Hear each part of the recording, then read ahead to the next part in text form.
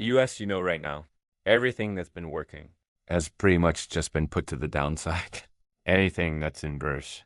To the AI rally, that's what's been working. Stocks have been dropping. People are getting very tight on cash. A lot of money is getting locked up. If you didn't get out of your position, Palantir did very, very well.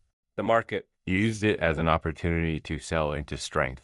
Because of potential uncertainty and lingering economic problems such as government shutdown has been prolonged and has turned into the longest shutdown in history. That's a huge problem. We're seeing it affect the flights, and obviously the market can't ignore it. That uncertainty has to get priced in, and that's going to lead us to what could turn this market around, which is a handful of news stories or tweets, which can absolutely change the game. Not everything's given the best opportunity right now. The pullback has not been near where I want to invest long term on those stocks. We're coming into the heaviest weeks of earnings season, with stocks jumping double digits up or down, as governments around the world rush to the safety and away from the dollar. This is not about the dollar crashing overnight. This is about steady erosion happening over time. The world's central banks hold a $8 trillion reserve base. That's the pile of foreign currency and the assets that they keep in these vaults. More than $1 trillion has already rotated away from the dollar. Japan still holds over $1 trillion in U.S. treasuries, but even they have been trimming back. As trade disputes turn their exposure political, China has also cut its stake in U.S. bonds, down to the lowest level since 2009.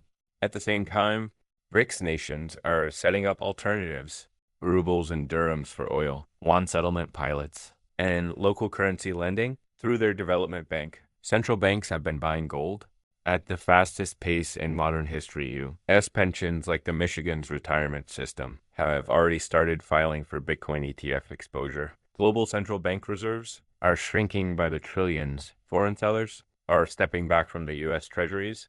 Rivals are building new systems to completely bypass the dollar, and gold and Bitcoin are stepping up as insurance outside of the dollar system.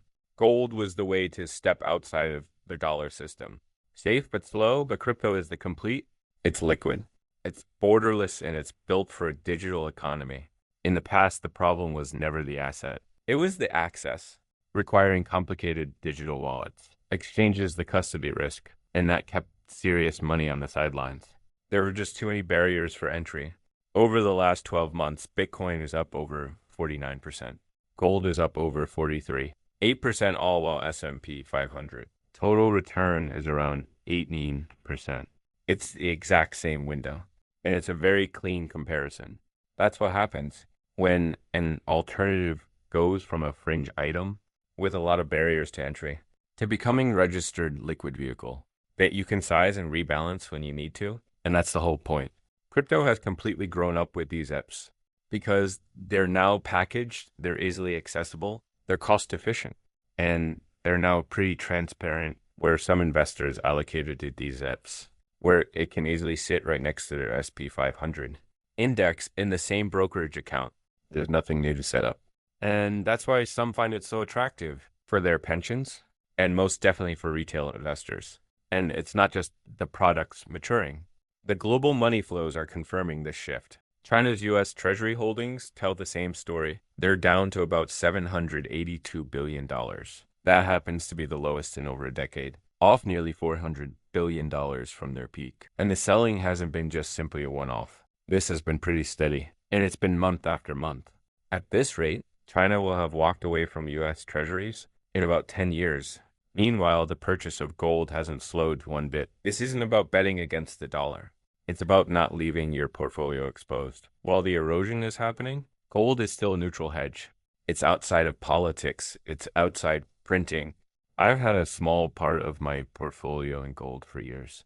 I wish it was more.